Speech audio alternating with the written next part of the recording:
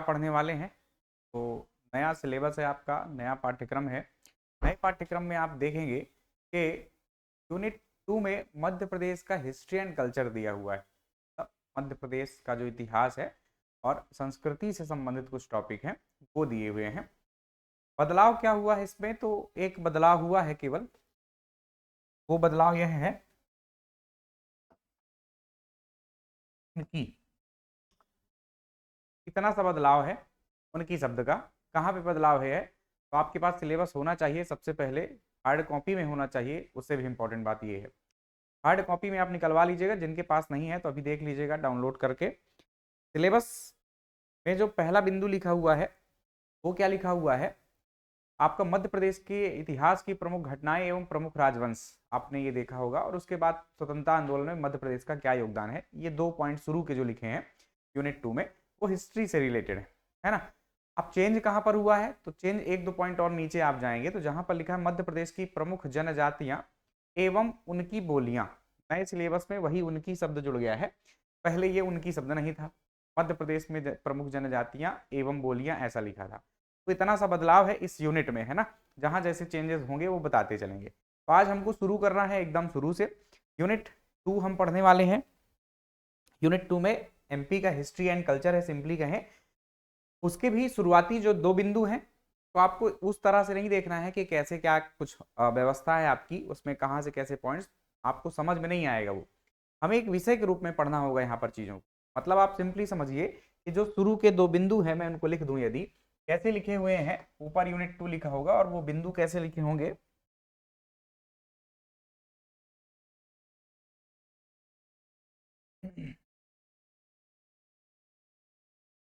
पहला बिंदु लिखा होगा मध्य प्रदेश के इतिहास की प्रमुख घटनाएं एवं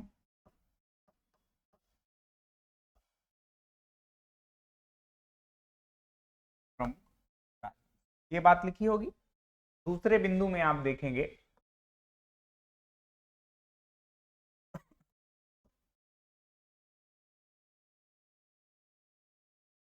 स्वतंत्रता आंदोलन में मध्य प्रदेश का योगदान। तो यहां से हमें एक्चुअली शुरू करना है। ये लिखे तो 2 ही बिंदु हैं, किंतु ये एक बहुत बड़ा पार्ट है। ये कोई एक छोटा सा टॉपिक नहीं है, ये पूरा का पूरा मध्य प्रदेश का इतिहास है ना। तो ये इतिहास एक खास टॉपिक है, इंपॉर्टेंट टॉपिक है, इसमें कुछ लंबा सा समय लगने वाला है हमको। इसके अंदर हम कई सारे टॉपिक्स निकालेंगे और एक एक करके उनको हम पढ़ेंगे। कैसे पढ़ना है, आज यह पहली क्लास है तो आपको सिर्फ यह सिखाया जाएगा कि हमें आगे कैसे बढ़ना है। आज की जो क्लास है इसमें हम आगे पूरा सिलेबस कैसे कवर करने वाले हैं ये बात बताऊंगा मैं, और ये 2 बिंदुओं पर खास चर्चा होगी। थोड़ा सा आज एक टॉपिक हम पढ़ेंगे भी, और कल से प्रॉपर तरीके से जो हम समझेंगे आज कि कैसे हमें पढ़ना है वो हम कल से पढ़ना शुरू भी करेंगे। तो ये आपका सिलेबस है, शुरुआती 2 बिंदु हैं। इसको ओवरऑल क्या कहा जाता है, मध्य प्रदेश का इतिहास आप कह दीजिए। क्या कहना है आपको, मध्य प्रदेश का इतिहास आपको कहना है। अच्छा, अब ये जो बात लिखी है, ऊपर की जो बात है, इतिहास में आपने शायद सुना हो कि उसको अध्ययन के दृष्टिकोण से हम कैसे पढ़ते हैं। तो एक भाग होता है उसका प्राचीन इतिहास का, है ना। दूसरा एक भाग होता है मध्यकालीन इतिहास का,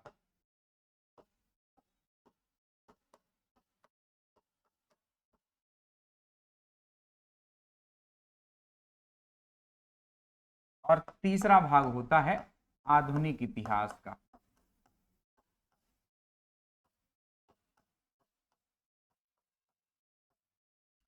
तो प्राचीन इतिहास में सिंपली हम प्रागैतिहासिक काल से शुरू करेंगे। उसके बाद हम सिंधु घाटी सभ्यता तो है नहीं, वैदिक काल से शुरू करेंगे आगे। और वैदिक काल के बाद प्रमुख राजवंशी हमको पढ़ने होते हैं। तो और बहुत सारे बीच बीच में आक्रांता आए आपके देश में, जो कि प्रदेश तक भी पहुंचे, तो वो उनको आप घटनाएं मान लीजिए। तो घटनाएं क्या होती हैं, सिंपली जो कुछ अलग घटा, राजवंश तो है ही, सारे शासकों की जानकारी देखेंगे, जो बीच में प्रमुख युद्ध हुए, कोई आक्रांता आया उनके बीच युद्ध हुए, वो सारी चीजें क्या है, घटनाएं हैं। तो ये 3 भाग में हम देखेंगे, प्राचीन इतिहास, मध्यकालीन इतिहास और आधुनिक इतिहास। और आधुनिक इतिहास में एक बात याद रखना है, ये जो स्वतंत्रता आंदोलन में मध्य प्रदेश का योगदान दूसरा बिंदु लिखा है, वो एक्चुअली आधुनिक इतिहास का पार्ट है। तो जो ऊपर का बिंदु है वो प्राचीन और मध्यकालीन इतिहास से रिलेटेड है। हालांकि आधुनिक काल में भी कुछ वंश आपको पढ़ने होते हैं। वो वंश कौन से हैं? तो जैसे आप होलकर वंश पढ़ते हैं, भोपाल रियासत पढ़ते हैं, आप सिंधिया वंश पढ़ते हैं, तो ये सब आधुनिक काल के ही हैं ये राजवंश। तो आधुनिक काल में हम कुछ राजवंशों को देखेंगे, साथ में ही ये स्वतंत्रता आंदोलन में मध्य प्रदेश का योगदान, इसको समझेंगे। तो अब आपको ये बात थोड़ा सा समझ में आई होगी, सिलेबस के अनुसार ये बात मैंने आपको समझाई है। इसके अलावा और क्या कर सकते हैं अपन, अभी अच्छे से समझना है कि अब यदि हम ये बात समझ गए ना क्या चीज है, ये सिलेबस के बिंदु समझ गए क्या लिखा है, तो इसके अंतर्गत क्या हमको पढ़ना है, मोस्टली यही 3 चीजें पढ़नी है।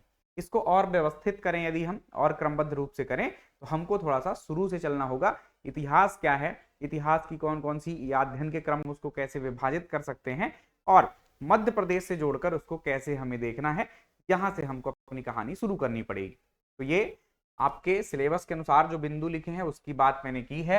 यहां पर हमें क्या शुरू करना है, ये वाला हिस्सा जो इतिहास है, इस चीज को अब आगे हम समझना शुरू कर देते हैं। ठीक, तो सिलेबस आपको समझ में आ गया होगा। आगे स्थापत्य कला है, बहुत सारी लोक कलाएं हैं, जनजातियां हैं, उनकी बोलियां हैं, प्रमुख जनजातीय व्यक्तित्व हैं, पर्यटन है, बहुत सारे टॉपिक्स है, साहित्यकार हैं, तो उनको हम धीरे धीरे समझते चलेंगे। आज थोड़ा इतिहास की बात जरूर समझ लें, क्योंकि शुरुआत में हमको यहीं से करनी है।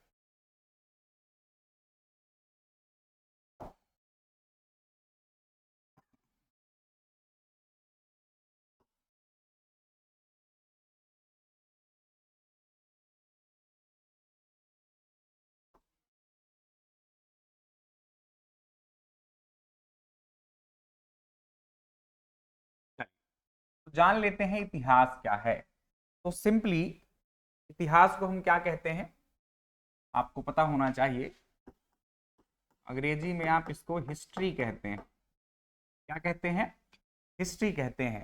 तो एक सामान्य रूप से यदि इसका अर्थ निकालें कि इतिहास क्या है, तो आप देख पा रहे होंगे जो हिस्ट्री है इसमें 2 शब्द हैं, हिज प्लस, मतलब ऐसा अपन तोड़ सकते हैं, संधि विच्छेद करो यदि उसका, तो 2 बार तो ऐसा नहीं है, लेकिन ऐसा करो यदि तो आसान है समझना उसका अर्थ। हिज स्टोरी यानी कि उसकी कहानी या उनकी कहानी, उसकी कथा या कहानी। तो किसी और की कहानी हम पढ़ते हैं किसमें, इतिहास जो विषय है हमारा उसमें, राइट। तो यहाँ पर हमें किसी और की कहानी पढ़नी है, तो ये तो सरल अर्थ में है, किसी और की कहानी यानी कि जो बीत चुका है उन लोगों की या उन सब की कहानी हमको पढ़ना है। लेकिन एक्चुअल में अब बात करें इतिहास की, तो इतिहास जो शब्द है वो एक ग्रीक भाषा का, इतिहास मतलब जो हिस्ट्री शब्द है अंग्रेजी का, वो एक ग्रीक भाषा का शब्द है।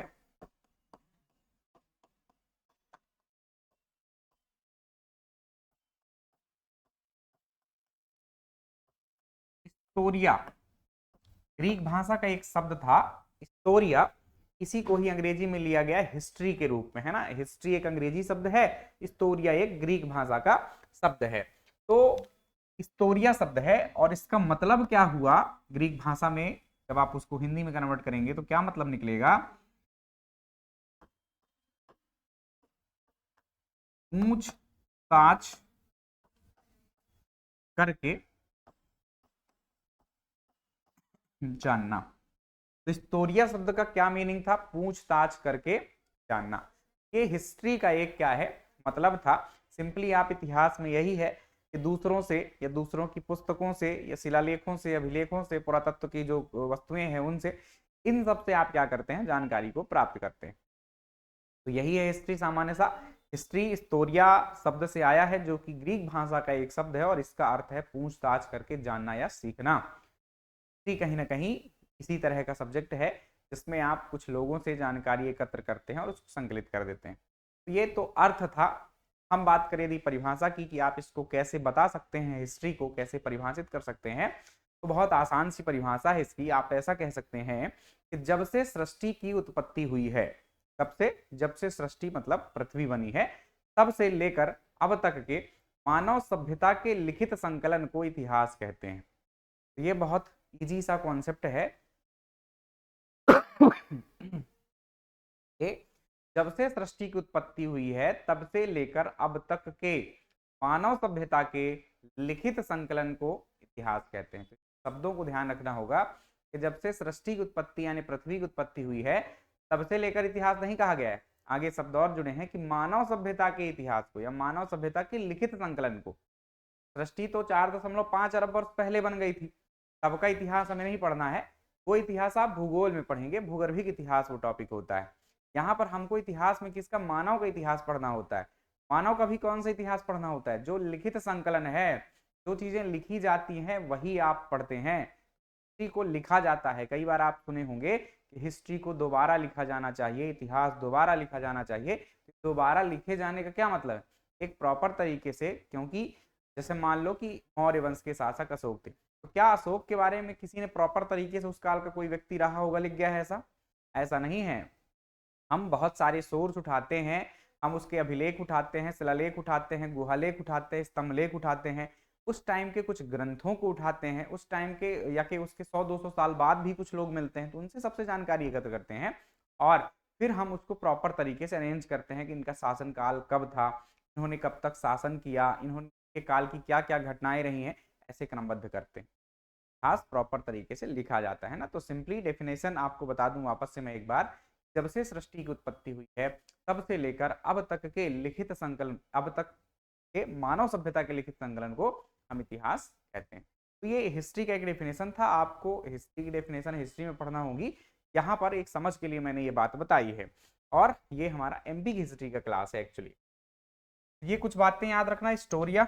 इसके अलावा आप एक व्यक्ति का नाम याद रख सकते हैं, इतिहास के पिता का नाम। फैक्ट की बात कर रहे हैं, आप फिल्म्स पढ़ रहे हैं तो इतिहास के पिता, इतिहास के पिता कौन कहलाते हैं, एक व्यक्ति का नाम रखना, हेरोडोटस। क्या नाम याद रखना है, हेरोडोटस नाम याद रखना है आपको। ग्रीक विद्वान थे ये, और कब के काल के थे, तो 5वीं सदी पूर्व के व्यक्ति। ये 500 ईस्वी पूर्व के आसपास के व्यक्ति हैं हेरोडोटस साहब। इनको इतिहास का जनक या इतिहास का पिता या फादर ऑफ हिस्ट्री कहा जाता है। इनकी एक पुस्तक है हिस्टोरिका, यदि यह याद हो जाए तो इसको भी याद आप लोग कर लेना, हिस्टोरिका। ठीक, तो ये पुस्तक थी इनकी हिस्टोरिका, हेरोडोटस की। 5वीं शताब्दी ईस्वी व्यक्ति हैं, मतलब आज से 2500 वर्ष पुराने व्यक्ति हैं।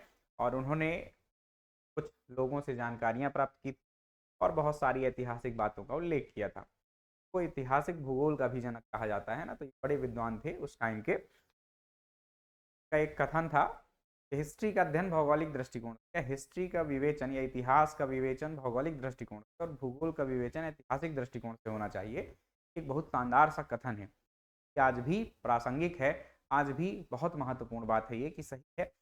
भूगोल आप पढ़ें तो आप इतिहास के दृष्टिकोण से भी उसको ध्यान में रखते जाएं, इतिहास पढ़ें तो थोड़ा सा आप ध्यान रखें उस चीज़ का। तो क्योंकि इतिहास और भूगोल आपस में संबद्ध हैं, कोई कहानी है, कोई घटना घट रही है तो कहीं ना कहीं भूगोल से संबंधित होगी, और भूगोल में कोई चीज़ें चेंजेस हो रहे हैं कहीं ना कहीं उसमें इतिहास होगा। तो ये एक बेसिक इंट्रोडक्शन था हिस्ट्री का, इतिहास क्या होता है इसका। इतिहास को हमें अब पढ़ना है आगे, काफ़ी लंबा सब्जेक्ट है, आपको पता होगा। अब हमें पूरा इतिहास नहीं पढ़ना है, जैसे हम भारत का इतिहास पढ़ रहे हो या विश्व का इतिहास, हमें तो एमपी का इतिहास पढ़ना है। तो हम जोड़ेंगे कैसे, कनेक्ट कैसे करेंगे एमपी के इतिहास को भारत के इतिहास से। भारत के इतिहास को जैसे हम क्रमबद्ध रूप में पढ़ते हैं, अभी हम विभाजन करवाएंगे आपको, तो विभाजित करवा के क्रमबद्ध रूप से क्या है उसको पढ़ना। अब हमें एमपी की हिस्ट्री में क्या पढ़ना है, जो घटनाएं एमपी से जुड़ी हुई हैं उनको हमें पढ़ना है, जो घटनाएं नहीं जुड़ी उनको नहीं पढ़ना है। बौद्ध धर्म का, जैन धर्म का हमारे एमपी से कोई मतलब ही नहीं है, तो हम उनको यहाँ नहीं पढ़ेंगे, तो आप भारत के इतिहास में पढ़ेंगे। जिन घटनाओं का, जैसे कि गुप्त वंश है, एक गुप्त वंश का काफी कुछ रोल रहा, अशोक का काफी कुछ रोल रहा आपके मध्य प्रदेश में, तो इनके बारे में हमको पढ़ना होगा। इनके बहुत सारे प्रमाण हमको यहाँ से मिलते हैं, बहुत सारी घटनाएं एमपी से जुड़ी हुई हैं, उनको हमें पढ़ना है। उसको भी भारत के इतिहास के जैसा नहीं पढ़ना है कि पूरा पढ़ रहे हैं अपन, है ना, जो एमपी में घटनाएं घटी हैं उसको देखना है। तो कहीं ना कहीं क्रमबद्धता हमारी कैसी रहेगी, भारत के इतिहास से जुड़ी हुई, और पढ़ेंगे हम किसका, मध्य प्रदेश का इतिहास। तो थोड़ा सा आइए हम कैसे अध्ययन करने वाले हैं इतिहास का, अपने मध्य प्रदेश के इतिहास का, उसको देख लेते हैं। एक विभाजित कर लेते हैं अध्ययन के दृष्टिकोण से इतिहास को कैसे पढ़ा जाता है, और फिर उसमें हम एमपी को कनेक्ट करेंगे कि कहां पर हमें कैसे एमपी पढ़ना है।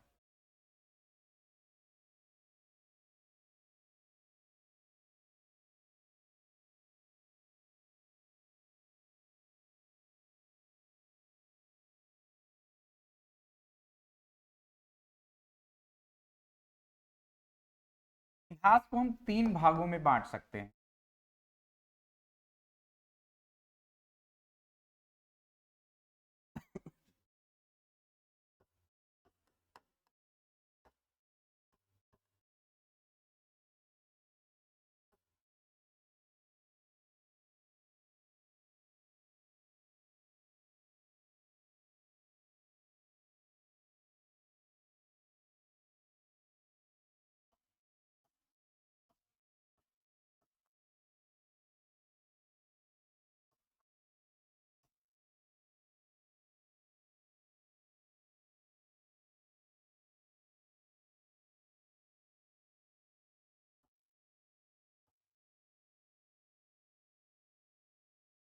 तो अध्ययन के दृष्टिकोण से इतिहास को हम सर्वप्रथम 3 भागों में बांटते हैं, 3 भागों में बांटते हैं। इन सब का मतलब अलग अलग समझ लें, फिर इनको और विभाजित करेंगे। देखो, प्रागैतिहासिक काल जो है, प्रागैतिहासिक काल 2 शब्दों से बना, प्राक धन ऐतिहासिक। किससे बना है, प्राक धन ऐतिहासिक से। ठीक है, प्राक का मतलब पुराना होता है और ऐतिहासिक का मतलब इतिहास से ही होता है। प्रागैतिहासिक काल जो है वो बहुत पुराना ऐतिहासिक काल है, यह इतिहास का बहुत पुराना काल है, यह कि सबसे शुरुआती काल है, ऐसा आप इसको कह सकते हैं। प्रागैतिहासिक सिंपली ऐसे समझिए कि देखिए ऐतिहासिक काल, ऐतिहासिक से तो आप समझ में आ रहा है ना आपको कि इतिहास है, इतिहास का काल है ये। अब इतिहास के काल में भी जो बहुत पुराना है, आदि काल है, शुरुआती काल है, उसको हम क्या कह देंगे, आद्य ऐतिहासिक कह देंगे, है ना। आद्य का मतलब आदि से है, यहाँ पर शुरुआती काल, आदि का मतलब आप जानते हैं। और उससे भी यदि बहुत पुराना है, प्राक मतलब बहुत ही प्राचीन काल का है, तो उसको हम प्रागैतिहासिक काल कह देते हैं। ये है सिंपल सा अर्थ जो इन शब्दों का है। तो इतिहास पढ़ेंगे हम, इतिहास इसको जो है हम 3 भागों में बांटते हैं। आपने शायद इतिहास को कैसा बांटा हो, सीधे सीधे प्राचीन इतिहास,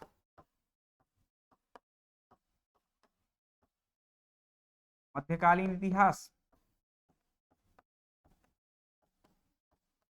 और आधुनिक इतिहास। यही आप जानते हैं कि हिस्ट्री को पढ़ना है तो प्राचीन इतिहास पढ़ लो, मध्यकालीन पढ़ लो और आधुनिक पढ़ लो, यही ना पढ़ा। तो ये तो सिंपल है, ये ऐतिहासिक काल है, यही हिस्ट्री है। लेकिन उससे भी और पहले चले जाएं तो वो आद्य ऐतिहासिक, और उससे भी पहले चले जाएं तो वो प्रागैतिहासिक काल कहला जाता है। ठीक, तो इनको यदि परिभाषित करना हो तो इनके लिए एक बात है, प्रमाण है कुछ। प्रमाण मतलब आप समझते हो साक्ष्य, एविडेंस। तो जो साक्ष्य होते हैं उनके आधार पर इनकी डेफिनेशन डिसाइड की गई है। साक्ष्य का यहाँ पर 2 प्रकार के साक्ष्य होते हैं, आप यह जान लीजिए। एक साक्ष्य होता है पुरातात्विक साक्ष्य, खास में एक प्रमाण या साक्ष्य क्या होते हैं, पुरातात्विक। पुरातात्विक साक्ष्य का मतलब यहाँ पर कोई मृद भांड प्राप्त हो गया, मृद भांड मतलब मिट्टी का बर्तन, कोई अभिलेख, शिलालेख, कोई पुराने काल के लोग जो उपकरण या औजार यूज करते थे वो प्राप्त हो गया। ये सब क्या है, ये सब क्या है, पुरातात्विक साक्ष्य है।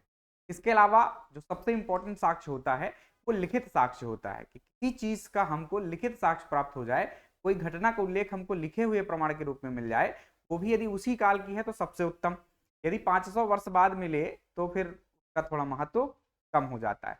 तो लिखित साक्ष्य एक पुरातात्विक हो गया और एक लिखित साक्ष्य हो गया। तो इन्हीं के आधार पर इन तीनों को ही आप डिफाइन कर सकते हैं इजिली।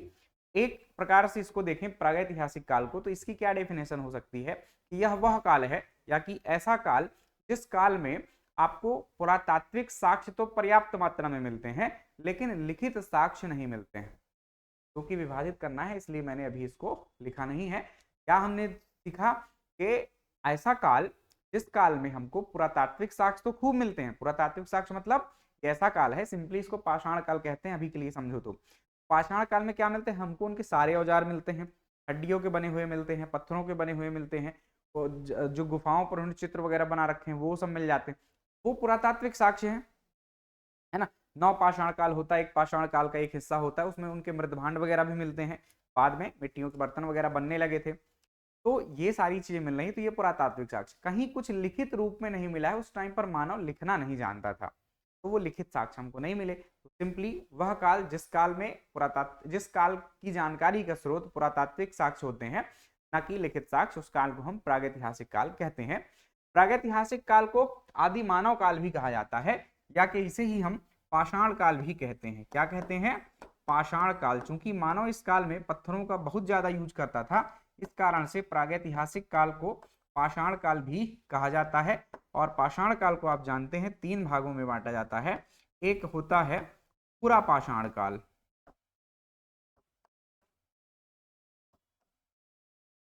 दूसरा होता है मध्य पाषाण काल,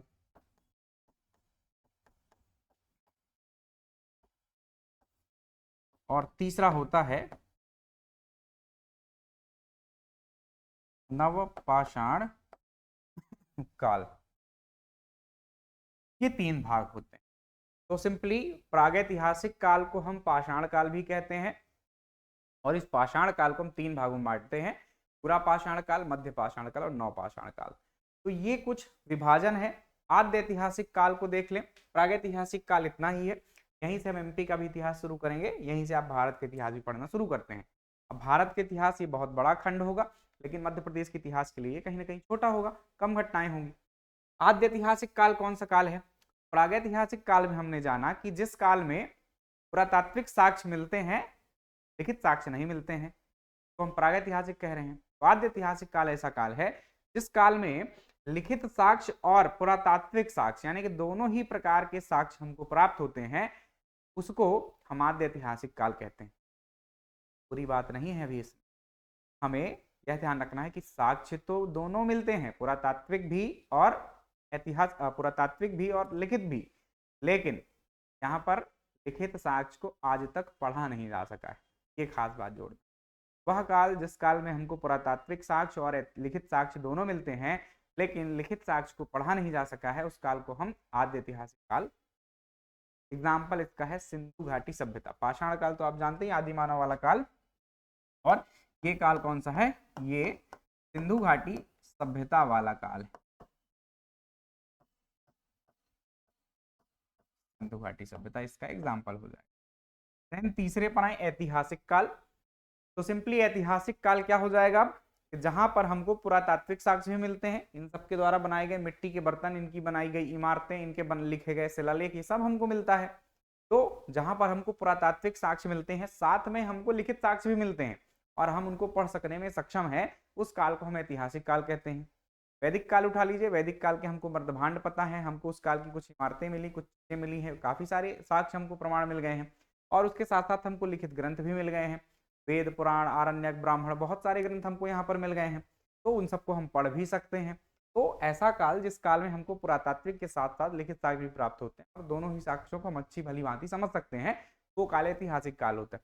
तो 3 भागों में बांट सकते हैं हम, प्राचीन इतिहास, मध्यकालीन इतिहास और आधुनिक इतिहास। राइट। शुरुआत कहाँ से होती है? तो वैदिक काल से इसकी शुरुआत होती है। वैदिक काल से लेकर अब तक का जो इतिहास है वह ऐतिहासिक काल कहलाता है। 3 खंडों में हम बांट कर पढ़ते हैं। तो ये सिंपल सी बात थी आपके इतिहास के बारे में कि इतिहास क्या होता है, और इतिहास को अध्ययन के दृष्टिकोण से आप कैसे विभाजित कर सकते हैं, ये एक खास बात है। अब यदि आप इतिहास समझ गए हो कि इतिहास चीज क्या है और कैसे बांट कर पढ़ सकते हैं, तो अब हमारा क्रम भी बन गया है। क्रम मतलब कि कैसे हमको एमपी का हिस्ट्री शुरू करना है। एमपी का हिस्ट्री यहीं से शुरू करना है हमको। पाषाण काल से शुरुआत होगी हमारे कहानी की। पाषाण काल में हम पूरा पाषाण काल, मध्य पाषाण काल, नवपाषाण काल देखेंगे। सिंधु घाटी सभ्यता का कोई हमारे यहाँ प्रमाण प्राप्त नहीं हुआ है, तो इस चीज को हम मध्य प्रदेश में क्या करेंगे? स्किप करेंगे, एंड देन आ जाएंगे सीधे प्राचीन और मध्यकालीन और आधुनिक इतिहास में। अब यहाँ भी हर जगह जैसे कि हम पढ़ते हैं, प्राचीन इतिहास में शुरुआत वैदिक काल से होती है। वैदिक काल ही बहुत बड़ा भाग होता है। वैदिक काल को भी ऋग्वैदिक काल, उत्तर वैदिक काल में पढ़ते हैं। मतलब कम से कम आप लिखिए तो 50 पेज की नोट्स एक तैयार होती है आपकी, सिर्फ आपके वैदिक काल की, ढंग से पढ़ा जाए तो। लेकिन एमपी में 1 पेज की बनेगी, कहो उसके नीचे भी स्पेस बच जाए, क्योंकि यहाँ वैदिक काल का बहुत कुछ प्रमाण वापस से उपलब्ध नहीं है। ठीक, थोड़े बहुत साक्ष्य हैं तो उनकी चर्चा की जाएगी बस। तो अब एमपी का आप समझ गए होंगे कंसेप्ट कि एमपी की हिस्ट्री कैसे पढ़ा जाना चाहिए। तो जिस चीज का उल्लेख एमपी में अधिक है उसको हम अधिक पढ़ेंगे, भले ही भारत में वो कम है। और जिस चीज का उल्लेख भारत में, तो बहुत ब्रॉड तरीके से आप मौर्य वंश, गुप्त वंश पढ़ते हैं, ठीक है, हालांकि उतना ब्रॉड भारत में था तो एमपी में भी था, है ना, तो एमपी में भी पर्याप्त बड़ी मात्रा में आपको चीजें आएंगी। तो कोई चीज भारत के दृष्टिकोण से क्या होगी, छोटी भी होगी, और हमारे यहाँ बहुत प्रमाण मिलते हैं तो हम बड़े रूप में पढ़ेंगे। और कोई चीज भारत के दृष्टिकोण से बड़ी हो तो जरूरी नहीं है कि एमपी में उसके प्रमाण मिले, है ना। तो हमें अपने हिसाब से चलना है, अपने एमपी का इतिहास पढ़ना है, तो वो घटनाएं हमारे यहाँ कितनी घटी हैं उसके हिसाब से हमको छोटा और बड़ा टॉपिक करना पड़ेगा। तो शुरू करते हैं यहाँ से पाषाण काल, मध्य पाषाण काल और नवपाषाण काल की कहानी से। ठीक, तो हम अभी मैं थोड़ा, अब देखो हर चीज देखो कहाँ से जुड़ेगी, भारत के इतिहास से जुड़ेगी। समझाना पड़ेगा आपको, समझ विकसित करनी पड़ेगी। तो आप एमपी का इतिहास पढ़ेंगे, लेकिन उसके पहले मैं जो भी चीजें रहेंगी थोड़ा सा भारत के इतिहास से जोड़कर आपको बताया करूंगा। यदि हो सके तो आप एक इंडेक्स देख लीजिए, कोई भी पुस्तक उठा लीजिएगा, एक क्रम आपको पता होना चाहिए कि इतिहास में कैसा क्रम रहता है। अभी तो ये समझ गए आप इस टेबल से ही छोटे स्तर पर, अभी इनके अंदर भी तो टॉपिक है। प्राचीन इतिहास में कौन कौन सी घटनाएं हम पढ़ते हैं वो थोड़ा देख लीजिए, मध्यकालीन में क्या क्या होता है और आधुनिक में क्या क्या होता है ये देख लीजिए, तो आपको ईजी पड़ेगा कि एमपी में क्या क्या पढ़ना है हम। जैसे पाषाण काल में है तो पाषाण काल में हमको पूरा पाषाण काल, मध्य पाषाण काल, नव पाषाण काल, सभी कालों के प्रमाण हमको प्राप्त हुए हैं, तो ठीक ठाक जानकारी हमको, आपको इसको पढ़ना पड़ेगा। चलिए बातें थी ये, शुरू करते हैं हम यहाँ से पाषाण काल से। अभी थोड़ा सा इन तीनों की नॉर्मल चर्चा मैं कर रहा हूँ, आप ये मत समझना कि एमपी का पढ़ा रहा हूँ। एमपी बस इसकी चर्चा के बाद जब आप समझ लेंगे कि पूरा पाषाण काल क्या है, मध्य पाषाण काल क्या है, नव पाषाण काल क्या है, आराम से आप फिर यह समझ पाएंगे एमपी में पाषाण काल कैसा रहेगा। तो एमपी का पाषाण काल थोड़ा बड़ा हो जाएगा, पहले उसके पृष्ठभूमि में बता दूं कि चीजें क्या हैं। तो देखो हम जान रहे हैं अब क्या, पाषाण काल। अभी ओवरव्यू दे रहा हूं, एमपी का पाषाण काल नहीं है, उसको हम अलग से देखेंगे। यहाँ पर हम सिंपली क्या पढ़ रहे हैं, यहाँ पर हम सिंपली पढ़ रहे हैं अभी पूरा पाषाण काल भारत के दृष्टिकोण से, एक संक्षिप्त में एक ही स्लाइड में आ जाएगा। यहाँ साइड हम देख लेते हैं कुछ प्रमुख बिंदु। हम एक अंतर के जैसे 3 कालों में बांटा गया है पाषाण काल को, अंतर के रूप में देख लेंगे। देखो यहाँ पर बिंदु के रूप में हम क्या लिख देंगे, आपको एकदम साधारण तरीके से जानना हो ये पाषाण काल है, उनको कुछ बिंदु के तहत देख लेते हैं कि एक समय देख लेंगे हम, किस काल की घटना है, पूरा पाषाण काल कब से कब तक, मध्य पाषाण काल कब से कब तक, और नव पाषाण काल कब से कब तक, यानी समय है ये, काल कौन सा था। काल के बाद आप जान लीजिए कि इस काल का जो मानव था, हम तो मानव का ही इतिहास पढ़ रहे हैं ना, उनका निवास कहाँ था। पूरा पाषाण काल में कहाँ थे, नव पाषाण काल में कहाँ थे, मध्य पाषाण काल में कहाँ थे। निवास के अलावा इनके औजार, क्या उपकरण यूज करते थे, इसके अलावा इनका भोजन, किस प्रकार का ये भोजन करते थे, इसके अलावा इनकी सामाजिक स्थिति कैसी थी, समाज कैसा था, एंड देन व्यवसाय कैसा था, व्यवसाय, एंड देन विस्तार। विस्तार में यहाँ पर हम प्रमुख नगर देखेंगे जहां से हमको ज्यादा प्रमाण प्राप्त हुए हैं, है ना, प्रमुख जगहें देखेंगे, जैसे भीमबेटका क्या हो जाएगा, बहुत इंपॉर्टेंट जगह है पूरा पाषाणकालीन मानव के लिए, राइट। तो भीमबेटका देखेंगे, और सार का मतलब समझिए ना कहाँ कहाँ थे ऐसे मानव। तो अब हमको आज जहां से प्रमाण मिल रहे हैं हम उन स्थानों को उल्लेख करेंगे, और हम यहाँ पर बात मध्य प्रदेश की ही करेंगे, भारत वाले पार्ट में जाने की जरूरत नहीं है, पर सबके लिए एक ही समान बात है। तो हो गया ये, इसके अलावा ये हो जाएगा हमारा पूरा पाषाण,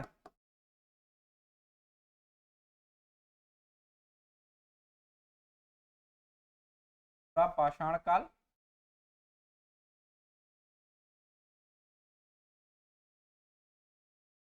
पाषाण काल और नवपाषाण। एक ओवरव्यू देख लें कि ये कौन से काल है, फिर आप एमपी का पढ़ेंगे तो बहुत ईजी हो। देखो पूरा पाषाण काल का जो काल है वो गिना जाता है 25 लाख वर्ष पूर्व से 10,000 ईसा पूर्व, 25 लाख वर्ष पूर्व। आज का जो मानव है, आज जैसे मैं हूँ, जिस तरह आप जैसे, वो मानव 3.5 लाख साल पहले का ही है ना, होमोसेपियंस। आप मानव का भी एक अच्छा इतिहास है, इरेक्टस और बहुत सारे प्रकार के मानव हैं, वो आप पढ़ेंगे। तो वो जो मानव थे, जहाँ से मानव बना, बंदर या कपी के रूप में आप समझिए, वहाँ से इतिहास एक्चुअली इनका शुरू हो जाता है। तो आप समझिएगा कि ये 25 लाख साल पहले। आप कहोगे 25 लाख साल पहले तो मानव ही नहीं था। सामान्यतः मानव 3.5 से 5 लाख साल के आसपास माना जाता है कि इस टाइम पर मानव बना है एक्चुअली, है ना। जैसे आप लोग सोचने आए हैं तो या किसी कार्य विकार करने को, उसके पहले बंदर जैसा था, आप ऐसा समझ लीजिए। फिर भी हम इतिहास के रूप का भी काल देखते हैं और ये 25 लाख साल पहले का लिखते हैं। 25 लाख साल पहले से 10,000 BC तक, 10,000 से 4,000 ईसा पूर्व तक का काल मध्यपाषाण काल का है और 7,000 से 2,000 BC तक का काल नवपाषाण का। शायद कुछ लोग भ्रमित हो गए हों, क्या हो गया, 10 से 4 है तो 4 से शुरू पाषाण काल। तो ऐसा नहीं है, अलग अलग जगहें हैं, बहुत बड़ा विस्तार है हमारे भारत का, पूरे विश्व का, सबका काल भी अलग अलग रहा है। नवपाषाण कालीन विशेषताएं जब हम देखते हैं मानव कैसे रहता था नवपाषाण काल में, यदि कहीं दूसरी जगह का मानव, मान लो कि इंदौर वाला क्षेत्र है, अब इंदौर में मानव जो है तो पूरा पाषाण काल के रूप में ही जीता रहा, है ना। वो पहिए का आविष्कार नहीं कर पाया, वो कृषि का आविष्कार नहीं कर पाया, वो आग जलाना नहीं सीख पाया, तो वही पुरानी काल कहलाया ना। जबकि उसी के 100 किलोमीटर दूर कहीं दूसरे जगह का खरगोन या खंडवा का जो व्यक्ति था, क्या वो वहां जो उसकी जीवन शैली थी वो नवपाषाण कालीन विशेषताओं वाली थी, तो वहां तो शुरू हो गया। इस तरह से ये काल है कि आपको ज्यादातर जगह 4,000 साल, 4,000 BC तक की आपका डेट है, टाइम तक हमको मध्यपाषाण काल के दिखाई देती, दिखाई देता है। उसके बाद लगभग हर जगह ही क्या हो गई, नवपाषाण कालीन सभ्यता के रूप में कन्वर्ट हो गई, ठीक है। और यहाँ पर हमने 7,000 से शुरू किया है, तो ये तो 7,000 भारत के दृष्टिकोण, अपन विश्व के दृष्टिकोण से देखेंगे तो ये काल 9,000 BC से होता है, ठीक है। 9,000 BC से 2,000 BC तक भारत के दृष्टिकोण से 7,000 BC से, तब दूसरे देशों में कहीं ना कहीं 9,000 BC में ही लोग जो है तो उन्नत हो गए थे, नवपाषाण कालीन विशेषताओं को धारण करने लगे थे। हमारे भारत में वो 7,000 BC से, ये कुछ टाइम का जो आपको दिक्कत होगी यानी ऐसी है। चलो निवास की बात करें, अब ज्यादातर मैं बोलूंगा, लिखने में समझ आता है और इतना स्पेस भी नहीं है अपने पास। निवास कहाँ करते थे, कहाँ करेंगे भाई, बहुत ईजी चीज, गुफा में, वृक्षों की डालों में, वृक्ष में। और ये चीज भी कहाँ, जहां नदी होती थी वहां करते थे ये। नदी तटों के आसपास जल बहुत जरूरी होता था ना, पानी की सुविधा को देखते हुए कहीं ना कहीं जो नदी तट वगैरह होते थे उन्हीं के आसपास हमको ये निवास करते दिखते थे, और वहां ये गुफा ढूंढते थे, वृक्ष ढूंढते थे, वहीं पर ये लोग रहते थे। सेम यही चीज क्या हो जाएगी, गुफा में, वृक्ष में, नदी तट में, मध्यपाषाण काल में भी क्या थे, ऐसे ही थे, है ना। इसमें निवास में इनके कोई चेंज नहीं हुआ। नवपाषाण काल में जरूर चेंज हो गया, ये लोग अब कच्चे मकान बनाने लगे। क्या बनाने लगे थे, कच्चे मकान बनाने लगे। कच्चे मकान मतलब पत्थर के और मिट्टी का इस्तेमाल करके ये लोग झोपड़ी नुमा कुछ मकान बनाए जाने लगे थे और उसमें ये निवास करने लगे थे। नवपाषाण काल में ये बात जो है तो चेंज हो गई, इन दोनों में सेम है। औजार कैसे थे इनके, औजारों के नाम वाम आपको यहाँ नहीं पढ़ना, इतिहास में वो पढ़िएगा। ऊपर ऊपर की बात करें तो औजार पहले तो बड़े थे, बेडौल थे,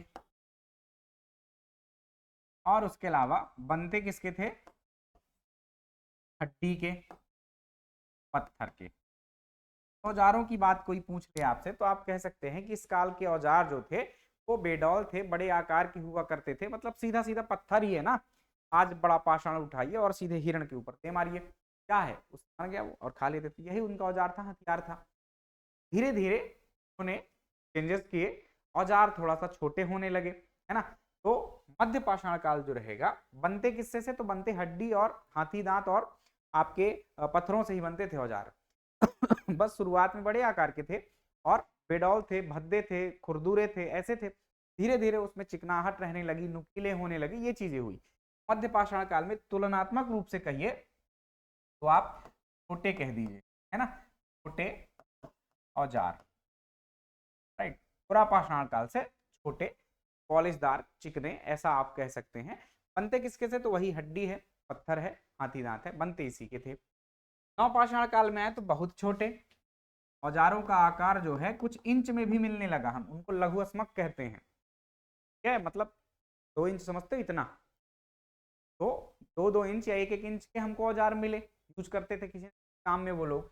तो वो क्या है, आप कह सकते हैं कि बहुत छोटे औजार जो है हमको मिलना शुरू हो गए। बनते किसके थे, तो हड्डी के, पाषाण के और आपके हाथी दांत। ये औजार थे या उपकरण थे इस काल के, सबका अलग अलग नाम होता था। खुरचन, फलक है, ब्लेड है, बहुत सारी तरह के नाम होते थे, तो नाम आप भारतीय इतिहास में पढ़ेंगे। भोजन की बात करें तो भोजन यहाँ पर एक तो शिकार होगा, यानी कि मांस, फल और कंदमूल ये खाएंगे। यहाँ पर भी है, यहाँ पर भी। खाने पीने में थोड़ा सा फर्क नवपाषाण काल में है, मध्यपाषाण काल में लगभग एक था। तो जो पुराना काल था उस काल में मानव फल फूल कंदमूल पत्ती खाता ही था, साथ में शिकार करके कच्चा मांस खाता था। यहाँ जो मांस खा रहा है वो भी कैसा था, कच्चा था, है ना। को आग के बारे में तो पता था, आग लगती थी जंगलों में नेचुरल रूप से, जानकारी थी। ऐसा कभी पूछा जाए कि आग की खोज कब हुई, तो खोज पहले से ही थी, नहीं है आग की, है ना। उपयोग मानव ने कब सीखा, तो वो नवपाषाण काल है। नवपाषाण काल में मानव ने आग का उपयोग किया, मतलब उसको आग के बारे में पता चल गया कि ये जो है खाना पकाने के काम आ सकती है, जानवरों को डराने के काम आ सकती है। ठीक, तो अब सोचो ये दोनों काल में तो यही भोजन पद्धति थी। अब जब इनको आग का पता चल गया तो ये पकाकर मांस खाएंगे कि नहीं खाएंगे। इस काल में कुछ कृषि भी होने लगी थी, है ना। कृषि, आप गेहूं, जौ जैसी चीजें इस टाइम तक आ चुकी थी आपकी, ये लोग उगाकर खाने लगे। तो कच्चा मांस, मतलब सॉरी, जो पूरा पाषाण काल और मध्य पाषाण काल में कच्चा मांस फल फूल खाते थे। इसके अलावा ये लोग क्या करने लगे थे, अब नवपाषाण काल में आपका मांस पका खाने लगे थे, साथ में कृषि का आविष्कार हो चुका था। तो जो कृषिगत फसलें थी जैसे कि आपका जौ गेहूं, सबको खाने लगे थे। राइट, ये बात हो गई। देन बात करें समाज कैसा था, तो समाज ऐसा था, कोई समाज की अवधारणा नहीं थी। पूरा पाषाण काल में क्या था, समाज की कोई अवधारणा नहीं थी कि आप सोचें कि 10-50 लोग आपस में रह रहे हैं, एक दूसरे से उनके संबंध हैं, हाँ चाचा हाँ ताऊ हाँ फूफा, ऐसा कोई संबंध नहीं होता था। सब अपना अपना देखते थे, अपना पेट भरो अपना काम चले। समाज तो क्या, यहाँ तक परिवार की अवधारणा भी नहीं थी। जैसे आज जानवरों को आप देखते हैं 1-2 दिन तक स्नेह रहता है ना, कि बच्चे पैदा हुए तो माँ नहीं छोड़ती है उसको जल्दी, लेकिन आप जैसे ही देखते हैं कि उसको नॉर्मल हो जाता है, वो चलने फिरने लगता है, उछलने कूदने लगता है, तो आप उस बच्चे को, मतलब गाय का एग्जाम्पल ले लो, है ना, 2-4 दिन में आप देखें बच्चे को आप दूर भी कर देंगे तो गाय रोने नहीं लगेगी, शायद कष्ट होता होगा लेकिन चल जाएगा वो काम, बच्चा भी जी लेगा और माता भी जी लेगी, है ना। तो ये कोई, और उसमें विद्रोह नहीं हो जाएगा। तो कैसी कोई परिवार की अवधारणा नहीं थी, क्योंकि मानव पशुवत रहता था।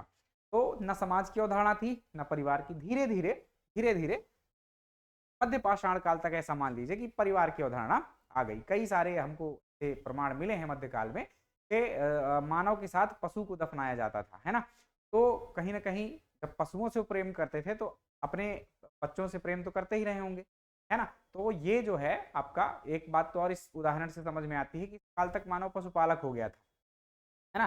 तो कृषि का विस्तार तो ये नवपाषाण काल में हुआ, लेकिन पशुपालन कब से होने लगा था, मध्यपाषाण काल से। तो इस बात को आप ध्यान में रखिए कि एक तो पशुपालन करने लगा था मानव, और दूसरा कहीं ना कहीं समाज की तो अभी भी नहीं, परिवार की अवधारणा थी। नवपाषाण काल में समाज की भी अवधारणा आई। ये लोग क्योंकि खेती करने लगे थे, खेती एक जगह रुक कर होती है, और उसके लिए कोई अकेला आदमी एक जंगल में घर बनाकर ऐसा नहीं होता है। सुरक्षा के दृष्टिकोण सब साथ में रहने लगे, कच्चे मकान बनाने लगे। तो एक प्रकार से कहीं यहाँ आपको नवपाषाण काल में समाज की अवधारणा भी दिखाई देती है। कुछ लोग समूह पर रहने लगे थे, स्थायी कृषि करने लगे। तो समाज की बात क्या हुई, समाज और परिवार, इसकी कोई अवधारणा नहीं थी पूरा पाषाण काल में। कहीं ना कहीं परिवार की अवधारणा आ चुकी थी मध्य पाषाण काल में। नवपाषाण काल में परिवार के साथ साथ आपको समाज की अवधारणा भी दिखाई देती है, की उदाहरण। अब आते हैं व्यवसाय में। तो व्यवसाय क्या करते थे इस टाइम पर, पूरा पाषाण काल में तो केवल क्या करते थे ये लोग, ये खाली शिकार करते थे, मुर्गा मुर्गी को लड़ाते थे, चित्रकारी करते थे। व्यवसाय का मतलब यहाँ पर काम से है, क्या काम करते थे, है ना, क्या काम करते थे, तो शिकार करना, मुर्गा मुर्गी मतलब पशुओं को लड़ाना, पशुओं की सवारी करना। इसके अलावा ये चित्रकारी वगैरह जो हमको शैल चित्र वगैरह मिले हैं, ये काम करते थे, है ना। मध्य पाषाण काल में क्या करने लगे ये लोग, एक काम शुरू हो गया पशुपालन का। तो ये सब काम तो करते ही थे व्यवसाय के रूप में, साथ में पशुपालन के हमको प्रमाण मिले हैं, ये आप कह सकते हैं इनके व्यवसाय के रूप में, ठीक। और नवपाषाण काल में कृषि और पशुपालन, साथ में मृदभांड निर्माण, ये सारे काम ये लोग करने लगे। तो कृषि और पशुपालन तो हो ही गया, साथ में क्योंकि बर्तन बनाने का इनका काम प्रमुख रूप से हुआ करता था, ये कहीं ना कहीं इनका व्यवसाय था। और बात करें अब विस्तार या प्रमुख नगरों की, तो हमें हमारे मध्य प्रदेश में एक तो भीमबेटका है,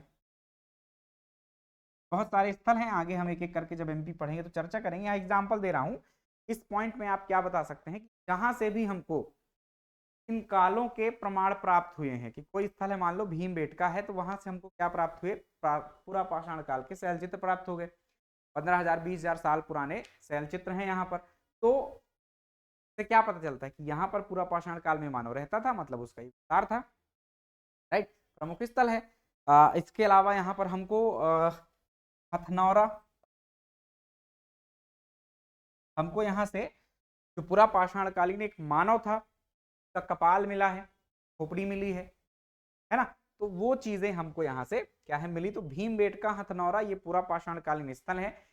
और भी है, महेश्वर है आपका, उत्तरा है, स्थल और सारे हैं, पचमढ़ी है, ये सारे स्थल कैसे हैं, पूरा पाषाण कालीन स्थल हैं।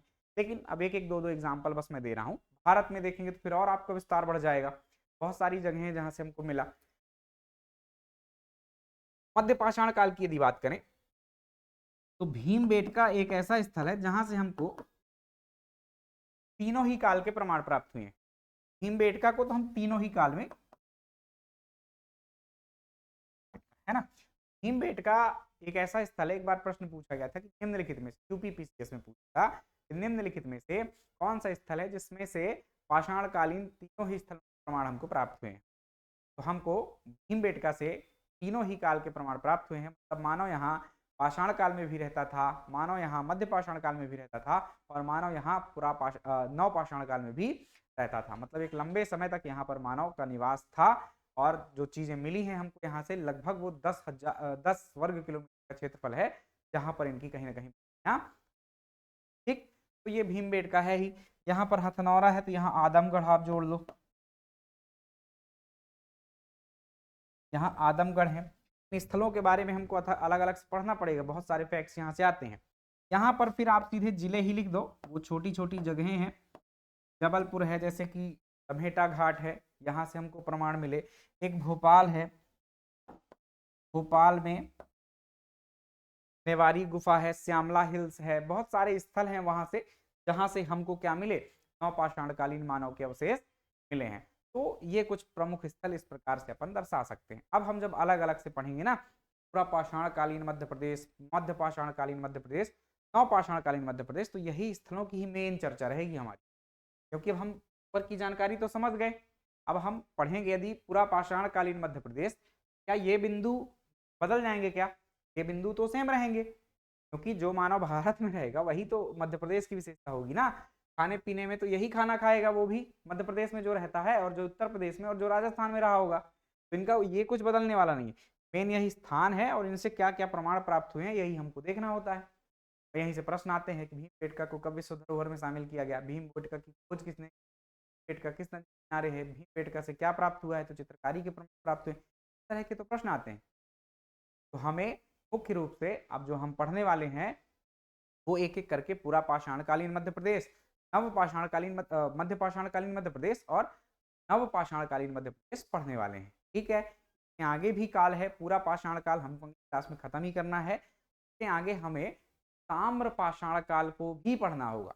एक और काल था पाषाण काल के जस्ट बाद का काल जो था, हालांकि समानांतर भी कह सकते हैं आप, है ना। मध्य प्रदेश में जैसे हम 2000 BC से जो है तो स्थल मिलना शुरू हो गए। ताम्र पाषाण काल क्या है, ताम्र पाषाण काल एक ऐसा काल है जिसमें तांबे और पत्थरों का पर्याप्त उपयोग हुआ है। मानव ने चाल्कोलिथिक एज उसको कहते हैं, मानव ने इस काल में ताम्र यानी तांबे का और साथ में पत्थरों के औजार खूब ज्यादा बनाए, इस कारण से उसको ताम्र पाषाण काल कहते हैं।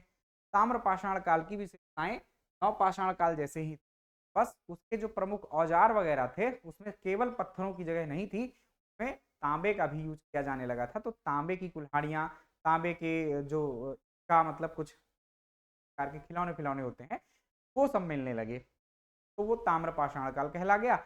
और उसके अलग स्थल हैं, ताम्रपाषाण काल के हम कुछ अलग अलग स्थल देखेंगे, कुछ तो कॉमन भी होंगे, जैसे महेश्वर है, महेश्वर भी ये तीनों ही काल का है।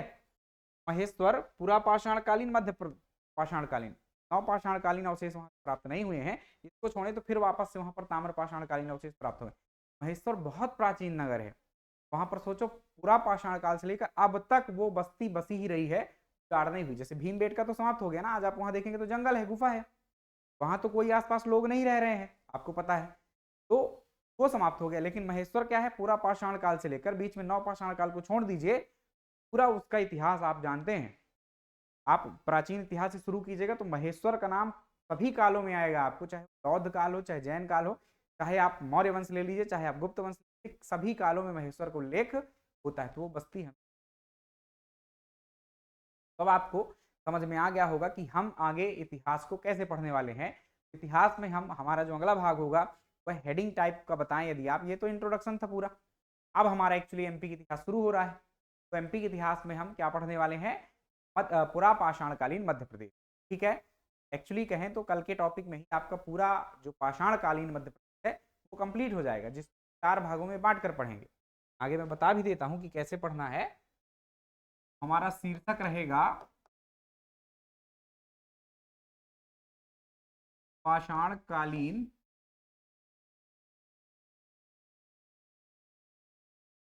मध्य प्रदेश, और इसमें हम 4 टुकड़े करेंगे इसके। पूरा पाषाण काल में मध्य प्रदेश क्या था,